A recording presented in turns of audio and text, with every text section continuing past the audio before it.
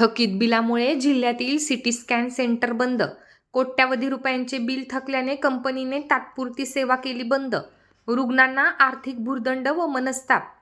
खासगी डायग्नॉस्टिक कंपनीचे कोट्यावधी रुपयांचे बिल थकल्याने बुलढाण्यातील सिटी स्कॅन सुविधा कालपासून बंद पडली असून रुग्णालयात येणाऱ्या सर्वसामान्य रुग्णांना आर्थिक भुर्दंड आणि मनस्ताप सहन करावा लागत आहे.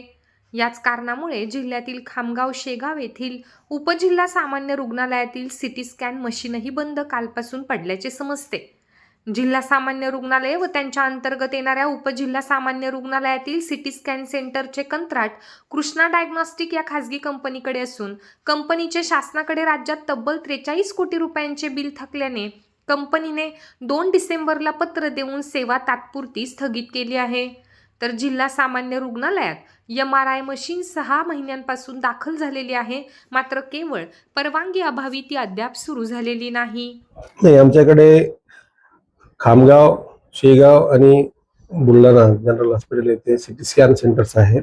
परंतु आम्हाला 2/12 रोजी जे काही कृष्णा डायग्नॉस्टिकनं जे काही लेटर दिलेलं आहे त्याने आम्ही सर्व्हिसेस तात्पुरत्या स्वरूपामध्ये आम्ही बंद करत आहोत असं लेटर दिलेलं आहे. तरी पण आम्ही प्रत्येक पेशंट जो येणार आहे त्यांचा सिटी स्कॅन काढतो आहे. आमच्याकडे रेडिओलॉजिस्ट अवेलेबल आहे, ते रिपोर्टिंग पण करून देत आहेत. राहिला बाकीचा एक्सरे आमच्या प्रत्येक आरएसला एक एक्सरेची सिस्टीम आहे जी की कृष्णा डायग्नॉस्टिक कडनं रिपोर्टिंग होते. आम्ही त्याने रिपोर्टिंग देण्याचं थांबवलेलं असलं तरी आम्ही प्रत्येक पेशंटचा एक्सरे काढतो आहे. आणि स्वतः मी चेस्ट फिजिशियन असल्या कारणाने कुठं जर प्रॉब्लेम असेल तर एक्सरे पण मी रीड करत असतो. चेस्ट एक्सरेला जास्त प्रॉब्लेम नाही. शासनाकडे त्या बाबतीमध्ये मला काही डिटेल्स माहित नाही. जर आमचे बिल किती बिल थकीत आहे बरं याच्याबद्दल मला कल्पना नाही. पण त्याच्यामध्ये साहेब तसं त्याने लेटर दिलेलं आहे, तरी लवकरात लवकर आम्ही बोलून वरती संबंध साधून लवकरात लवकर सुरू करू. MRI सेंटर जे बंद आहे त्याच्याबद्दल पण जे आमच्याकडे मशीन इन्स्टॉल झालेली आहे, मशीनचं टेक्निकल स्पेसिफिकेशन जे होतं त्याप्रमाणे आम्ही वरी स्टेटला कळवलेलं आहे.